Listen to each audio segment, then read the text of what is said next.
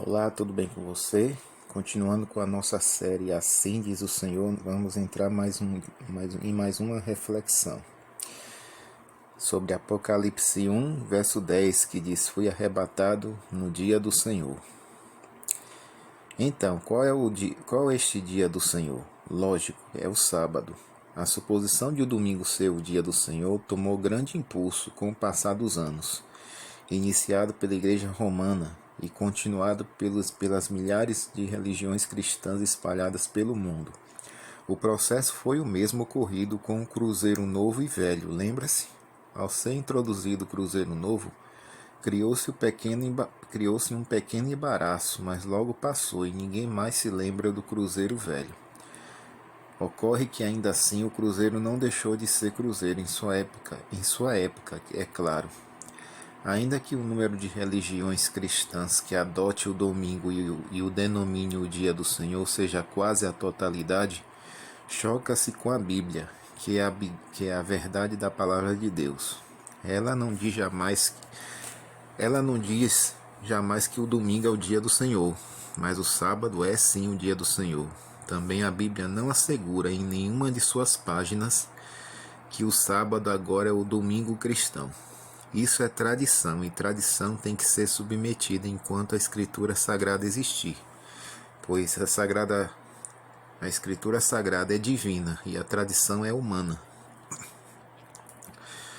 No Antigo Testamento, cristãos guardam o sábado. No Novo Testamento, cristãos guardam o domingo. Isso é uma nova polêmica que a Bíblia vai desmistificar neste momento. Como será na nova terra? Isaías 66, 23 informa que lá todos guardarão o sábado. Ora, então aprende-se a guardar o domingo hoje para voltar a guardar o sábado na nova terra? Isto para mim é grande prova a favor do sábado. O sábado é o grande teste do cristão.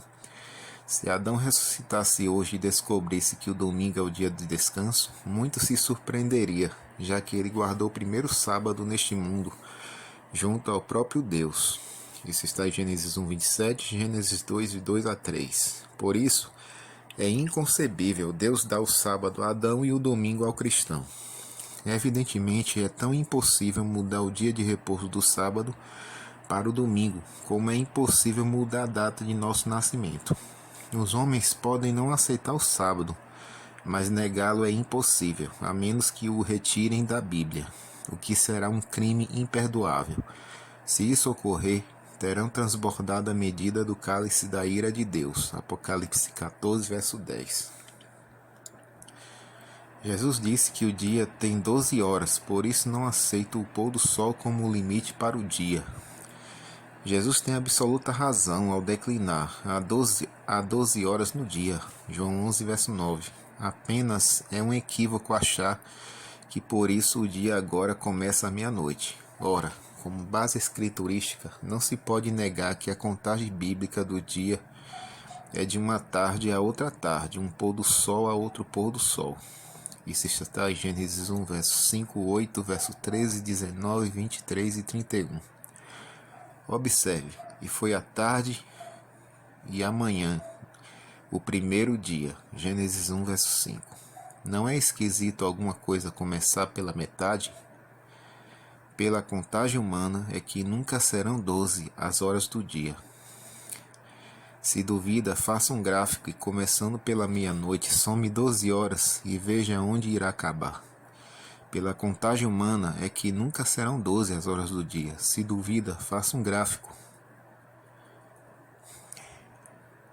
Pela contagem humana difícil será destacar as 12 horas, que são as horas claras do dia. Experimente. A única solução é começar uma conta de chegar, tirar, aproximar e etc. para conciliar a complicação que se fazem com algo tão simples como simples são as coisas de Deus.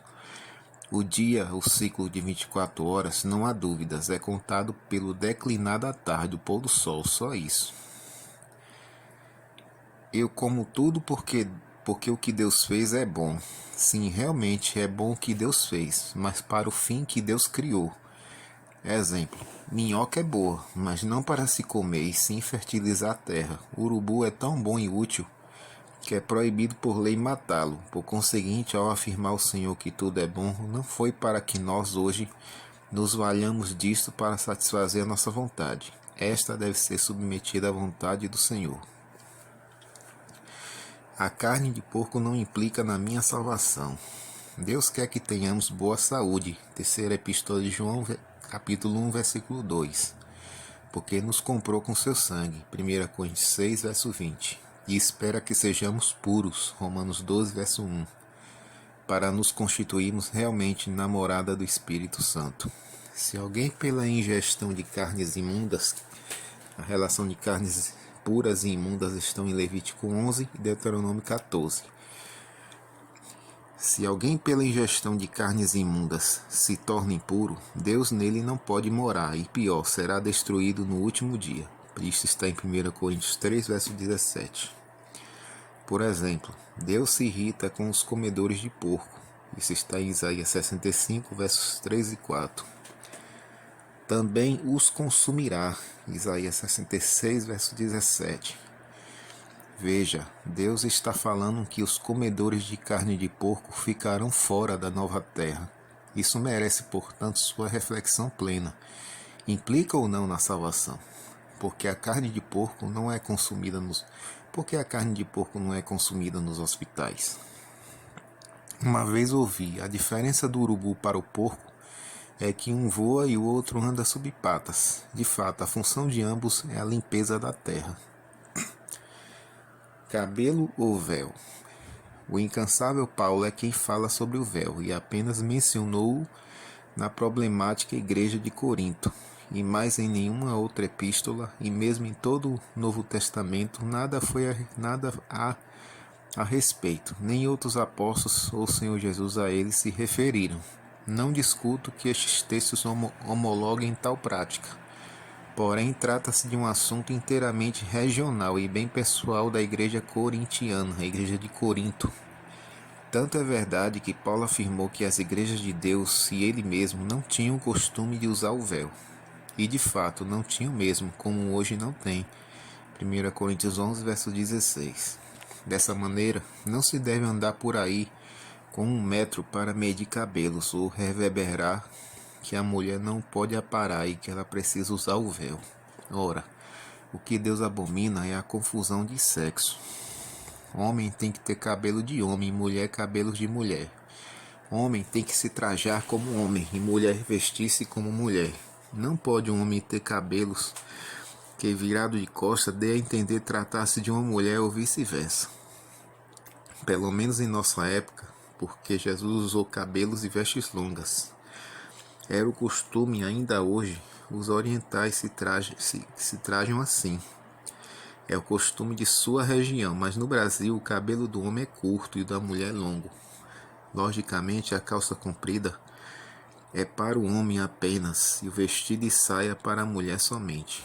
Quanto ao cabelo da mulher, notório é que ele se torna forte e viçoso aparado. Nunca rente para evitar a confusão de sexo. Isto é, não pareça com corte masculino.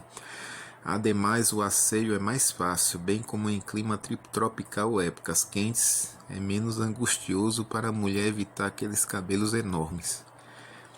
Além dos que tais cabelos se rejuvenescem por falta de corte. Uma senhora ou senhorita que tenha o cabelo cortado e que a faça permanecer feminista de frente e de trás, tem liberdade, segurança, comodidade e seu coração for puro para com Deus. Eis aí uma israelita em quem não há dolo. E o véu não é necessário. Por quê? Porque o cabelo lhe foi dado em lugar do véu.